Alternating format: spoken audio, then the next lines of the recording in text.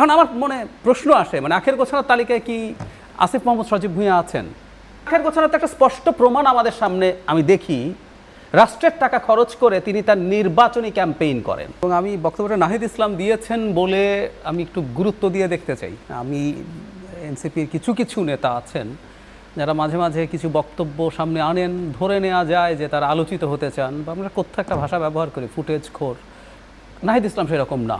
আমি ওনাকে দীর্ঘদিন থেকে, সেই প্রথম থেকে, ইনফ্যাক্ট সেই গণ অভ্যুত্থানের পক্ষ থেকে, সময় থেকে, এবং আমি প্রায় বলি he is the poster boy of that uprising, আমি নির্দ্বিধায় বলি। সো উনি বলেছেন, সেই কারণে আমার কাছে আসলে অনেকগুলো খটকা লেগেছে। কারণ সরহদ তুষার বলবেনই যে সঠিক সময় না, মানে উনি বসে বসে দেখছেন দেশ ডোবাচ্ছেন উপদেষ্টারা, উনি তখন কি করেছেন, উনি এখনও বলছেন না।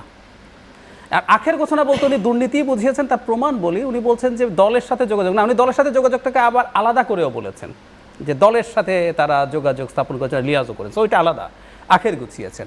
এখন আমার মনে প্রশ্ন আসে, মানে আখের গোছানোর তালিকায় কি আসিফ মোহাম্মদ সজীব ভুঁইয়া আছেন? কারণ আমরা ইদানিং অন্তত এই উপদেষ্টা পরিষদের ভুল সঠিক ইজ এ ডিফারেন্ট ডিবেট, সবচেয়ে বেশি আলোচিত এই ইস্যুতে উনি।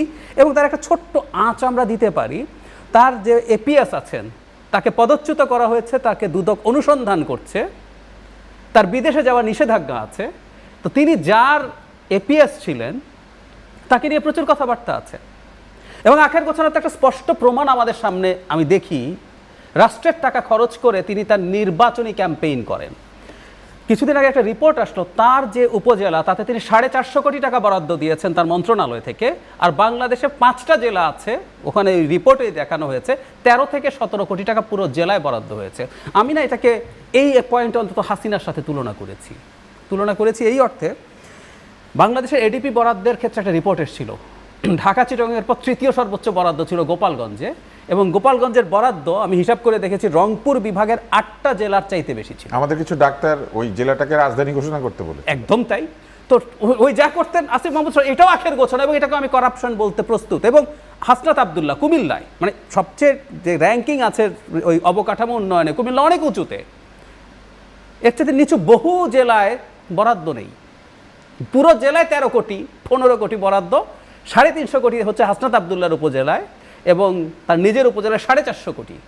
সো এইগুলোকেও আমি আখের গোছানো মনে করি, কারণ নির্বাচন করবেন এবং এই নির্বাচন জনগণের টাকা দিয়ে এগুলো করছেন তিনি।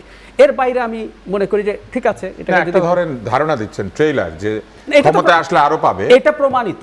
এটা যেটা বলছি ইটস ডেটা, এটাকে আমি চুরি বলবো না, কিন্তু ক্ষমতার অপব্যবহারও একটা করাপশন, মারাত্মক করাপশন। এটা তো আমার চোখের সামনে প্রমাণিত আছে। আর আমি আবারও বলি, আমি খুব পছন্দ করতাম দুদক যদি জনাব আসিফ মাহমুদের ব্যাপারেও খোঁজখবর করতো। খোঁজখবর করা মানে কিন্তু তাকে অপরাধী বলা না। যার এপিএস এভাবে দায়ী হয়েছেন, তদন্ত হচ্ছে, তার মন্ত্রীর বিরুদ্ধেও তদন্ত হওয়া উচিত হতো।